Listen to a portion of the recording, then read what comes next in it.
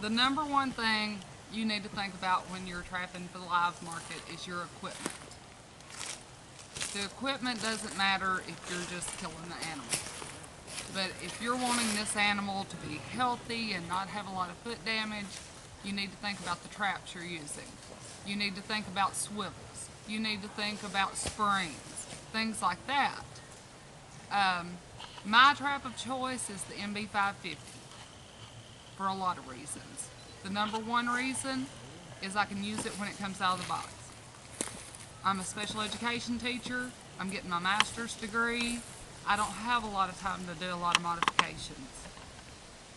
So I can pull it out of the box. It's pretty much ready to go. I'm not straightening dogs. I'm not repairing traps. I'm not a trap salesman. I don't care what you use. You can catch anything in any trap. That's just what I use. As far as the live market, it's very important to use the offset trap. I like the size of the 550.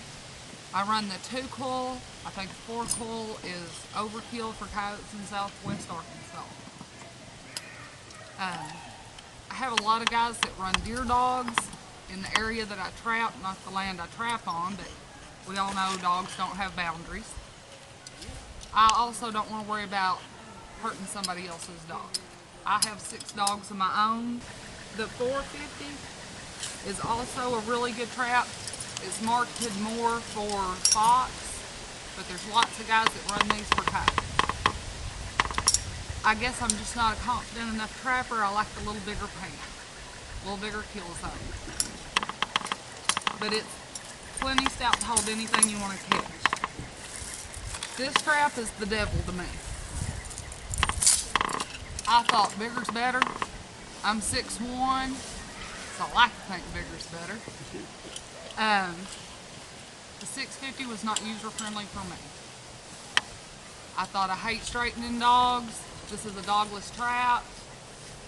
4 coils, a steel offset, big pan. Man, I'm gonna love this trap. Well, I'll tell you a little story. My landowner is a heavy, big bearded man. And he calls me, he's lost 3 calves and a mama cow, all in one night in coyotes.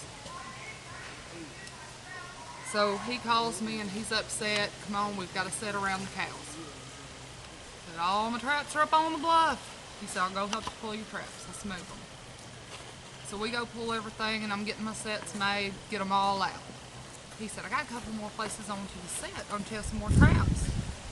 I said, well, I got those 650s, but I hate them. I'll help you. Come on, let's go. Well, we're down in the pine plantation and the ground's a little soft and I don't have a board. So I'm standing on the levers and I'm bent over and I'm getting frustrated and this trap's fixing to be in the woods for me flinging it. And he says, what can I do to help you? I said, just walk up here behind me and put your foot between my feet and push down this back jump.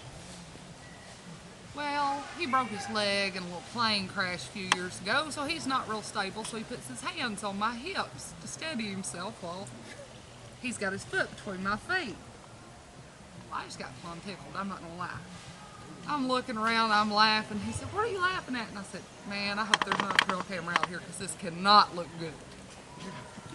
But they are a great trap for what they're for. They're not user-friendly for me. I have, for scent control, with coyotes, you know, scent's a lot bigger issue than it is with cat trapping. So always I have these jersey gloves with the rubber bottoms. I don't wear the big gauntlet gloves or anything like that, but I figure the rubber on the bottom of these helps reduce my scent. Wear my rubber boots, and I'm gonna have 2 tools with me in my back pocket all the time. If I can't fix it with this at the set, I'm gonna pull that trap, put another one in its place, and I'll work on it later. If I'm staking down a trap, I'm either going to use the wolf fang stakes I've had a lot of luck. I've caught, 4 coyotes on one set, back to back. I didn't know if I trusted that or not. I guess I could have caught them 4 more.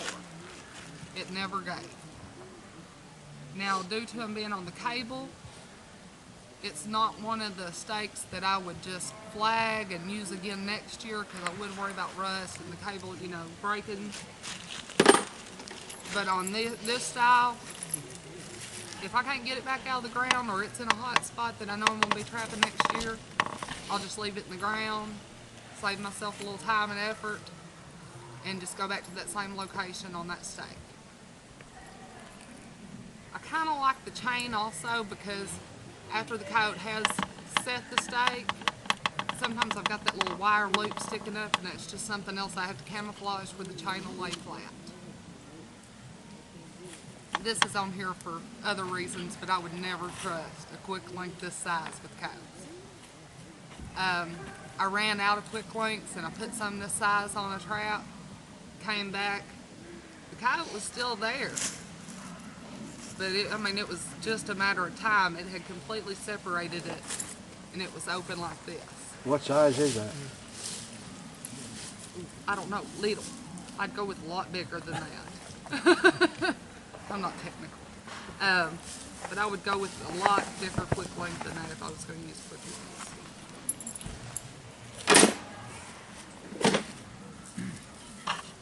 But I cheat. I'm lazy. I hate swinging the big hammer. So a lot of times I'll just take the cables and I'll go around the base of a tree. I'm in pine plantation. I have plenty of pine straw to cover all that up with.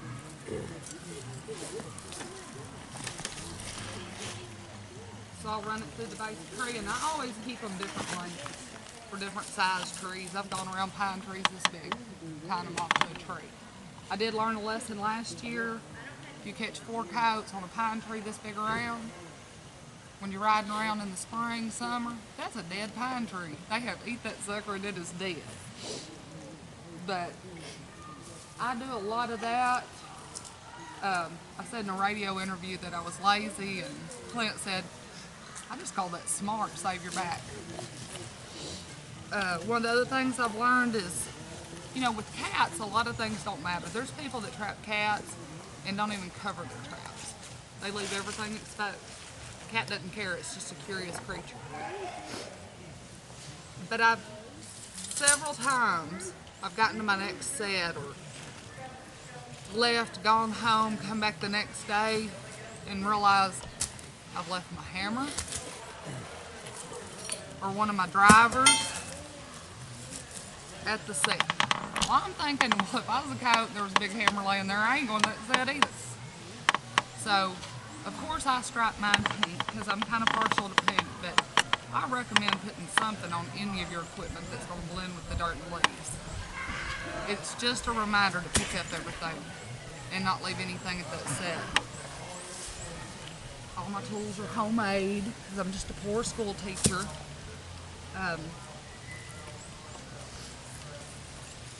With live market, I suggest a choke pole you trust and one that's clean long enough. When I'm taking 43 coyotes out of a trap in 1 year, and I'm having to pick them up by this pole and their tail, get them back out, put them in a pen, I want to know I can rely on that. And it's just an important piece of your equipment. Of course, again, homemade, but that's important.